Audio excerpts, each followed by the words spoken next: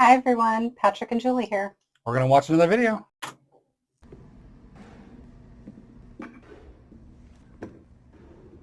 Those are all her makeup sponges, correct? They're makeup sponges. She had them all color organized. Ooh, that's some expensive stuff. Okay, because you have like one, maybe two of these. Right. And she has 100. Yeah. Okay. And she's washing them with Chanel hand soap, which is also very expensive.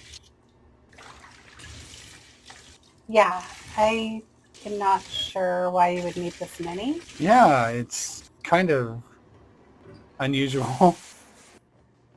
See the ring around the bathtub? And she's putting them in the dryer. Oh, that's... And then back in the drawers.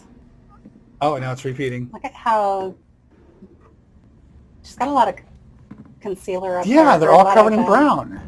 Well, because that's her foundation. Why does she need that many sponges, though? Is it like one for every day of the year? Is that what she's going for? She only has to, well, that would be great. She only does this once a year. Yeah. Green is for February. Pink is for March. This is like her New Year's Day tradition.